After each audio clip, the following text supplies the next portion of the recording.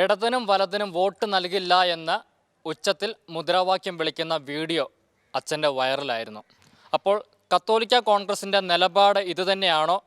ആ വൈറൽ വീഡിയോയെക്കുറിച്ച് എന്താണ് അച്ഛന് പറയാനുള്ളത്? കക്കുകളി നാടകവുമായി ബന്ധപ്പെട്ട് നടന്ന പ്രതിഷേധത്തിലാണ് അത്തരമൊരു മുദ്രാവാക്യം വിളിച്ചത്. അതിനെ ആ മുദ്രാവാക്യത്തിന് എല്ലാവരും ഏറ്റുവിളിക്കുകയും ചെയ്തു എന്നുള്ളത് നിങ്ങളെല്ലാവരും കണ്ടതാണ്.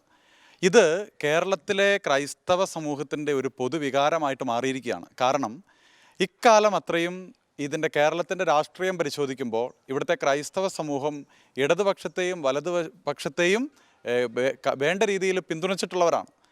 പക്ഷേ ഈ കുറച്ച് കാലഘട്ടങ്ങളായിട്ട് വോട്ട് ബാങ്ക് രാഷ്ട്രീയ പ്രീണന നയം ഇവിടെ വളരെ ശക്തമാകുന്നു. അതുകൊണ്ട് തന്നെ ഇവിടെ ക്രൈസ്തവരുടെ ന്യായമായിട്ടുള്ള ആവശ്യങ്ങൾ പോലും ഇവിടെ നിറവേറ്റപ്പെടുന്നില്ല എന്നുള്ളതൊരു യാഥാർത്ഥ്യമാണ്.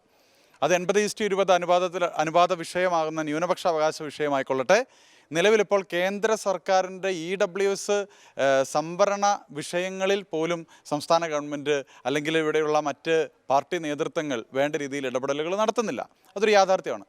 അതിൻ്റെ അപ്പുറം ഈ ക്രൈസ്തവ ആത്മീയ മേഖലകളിൽ, വിശ്വാസ മേഖലകളിൽ, പ്രത്യേകിച്ച് സന്യാസ സമർപ്പിത ജീവിതങ്ങളെക്കുറിച്ച് വളരെയധികം മോശമായിട്ട് താറടിച്ച് കാണിച്ചുകൊണ്ട് ഒരു നാടകം ആവിഷ്കാര സ്വാതന്ത്ര്യം എന്ന പേരിൽ അരങ്ങേറുമ്പോൾ ഇതേ ആവിഷ്കാര സ്വാതന്ത്ര്യം കാത്തു സൂക്ഷിക്കേണ്ട ഒരു കേരള സ്റ്റോറി എന്ന് പറയുന്ന ഒരു സിനിമയ്ക്കെതിരെ ഇവിടുത്തെ ഇടത് വലത് രാഷ്ട്രീയ നേതൃത്വങ്ങൾ ശക്തമായിട്ടുള്ള നിലപാടുകൾ എടുക്കുന്നു.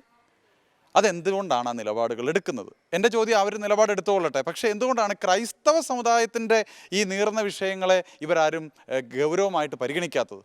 അതായത് ക്രൈസ്തവരെ അവർക്ക് വേണ്ട എന്നാണോ? ക്രൈസ്തവരെ അവർക്ക് വേണ്ടെങ്കിൽ ക്രൈസ്തവർ അവരെയും വേണ്ട എന്ന് വെച്ചാൽ അത് ആരുടെ കുറ്റമാണ് എന്നുള്ള ചോദ്യമാണ് ആ മുദ്രാവാക്യത്തിൽ മുഴങ്ങിക്കേൾക്കുന്നത്. അപ്പോൾ ഇടതിനെയും വലതിനെയും വേണോ വേണ്ടയോ എന്ന ചോദ്യം ഇന്ന് ഇവിടെയുള്ള ക്രൈസ്തവ സമൂഹം വീണ്ടും വീണ്ടും അവരുടെ മനസാക്ഷിയുടെ ഉള്ളിൽ ചോദിച്ചുകൊണ്ടിരിക്കുകയാണ്. അപ്പോൾ പിന്നെ ഒരുപക്ഷെ ഇതിനെ വ്യാഖ്യാനിച്ചേക്കാം, ക്രൈസ്തവർ മുഴുവൻ BJP പാളയത്തിലേക്ക് പോവോ? ഇല്ല. BJP പാളയത്തിലേക്ക് പോകുമോ ഇല്ലയോ എന്നുള്ളത് അവിടെയുള്ള BJP പാർട്ടിയുടെ നയം എങ്ങനെ ആയിരിക്കും എന്നതിനെ ആശ്രയിച്ചു കൂടിയാണ് ഇരിക്കുക. ഒരുപക്ഷെ ക്രൈസ്തവ സമൂഹം ഇനിയും രാഷ്ട്രീയമായിട്ട് സംഘടിച്ച് ഇവിടെ ഒരു പുതിയ രാഷ്ട്രീയ മുന്നേറ്റത്തിന് വേദി ഒരുങ്ങില്ല എന്ന് ആർക്കെങ്കിലും പറയാൻ കഴിയുമോ? പക്ഷെ നിലവിൽ ഇടതിനും വലതിനും ഒരു അഹങ്കാരം കാത്തു സൂക്ഷിക്കുന്നുണ്ട്.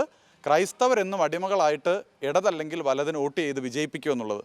പക്ഷേ അതിലൊരു മാറ്റമുണ്ടാകും എന്ന് ഇവിടുത്തെ രാഷ്ട്രീയ നേതൃത്വത്തെ ബോധ്യപ്പെടുത്തി കൊടുക്കാൻ വേണ്ടിയിട്ട് മാത്രമാണ് അത്തരത്തിൽ ഒരു മുദ്രാവാക്യം വിളിച്ചത്. LDFനും UDFനും എതിരെ ഒരു വൈദികൻ എന്ന നിലയിൽ അച്ഛൻ പറയുമ്പോൾ കേരളത്തിൻ്റെ മതേതരത്വം തകരുകയില്ലേ?